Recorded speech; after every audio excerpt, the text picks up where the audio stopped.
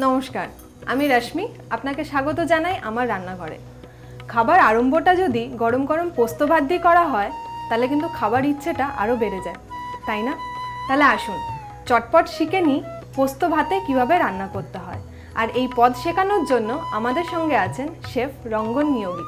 রঙ্গনদা নমস্কার। পোস্ত ভাতে এটা খুব সিম্পল। প্রথমে আমরা জল বসিয়ে রেখেছি ফুটতে দেওয়ার জন্যে। চালটাকে জলের মধ্যে ভিজিয়ে রেখেছি। চালটাকে ভালো করে ধুয়ে নিলাম।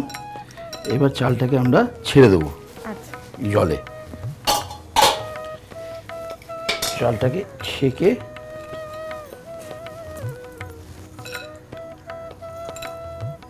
চালকে আমরা যে কোনো চাল ব্যবহার যে কোনো চাল, সেদ্ধ চাল হতে পারে, দেরাদুন চাল হতে পারে, যে কোনো যেটা আমাদের ইচ্ছে সেরকম চাল।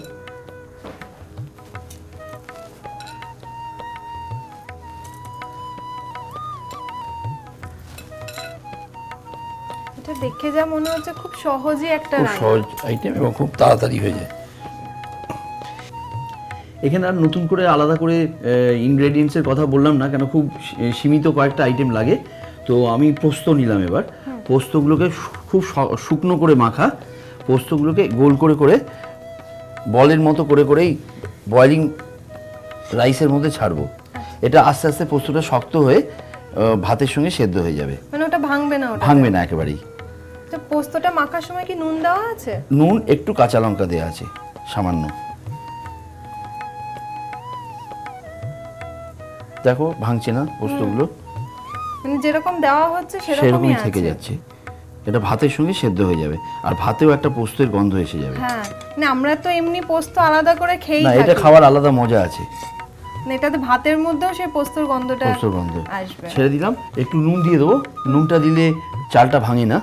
আচ্ছা, নুন দিয়ে দিলাম। এবার এটা ঢাকা দিয়ে দেবো, ভাতটা হতে থাক। দেখি এবার ভাতটা হয়েছে নাকি। বাহ, ভাত ফুটে গেছে, একদম হয়ে গেছে। এবার এটাকে ছেঁকে তুলতে হবে। হ্যাঁ, হয়ে গেছে। এটা দিয়ে ছাকা যাবে রঙলা? হ্যাঁ, এখানে রাখো। এটাকে একটু তুমি কাট করে ধরো এইভাবে। আচ্ছা,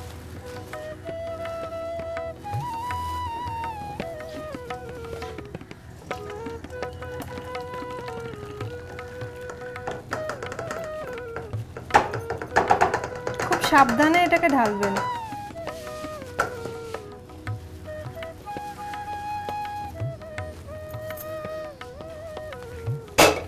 এবার আস্তে করে জলটা ঝরে যা। একটা সার্ভিং প্লেট।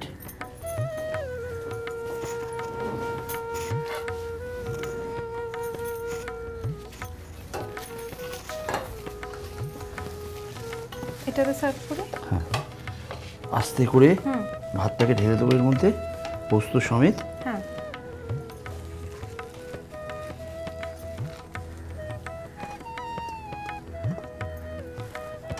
পোস্তর বলগুলো দেখুন রয়েছে এখানে। এটার সঙ্গে আমরা এই কাঁচা লঙ্কা, এর মধ্যে তেল দিয়ে, লেবুর রস দিয়ে, নুন দিয়ে আর কাঁচা লঙ্কা মেখে খেতে সুস্বাদু লাগবে। বাহ, এ তো এক্ষুনি খেতে ইচ্ছে করছে।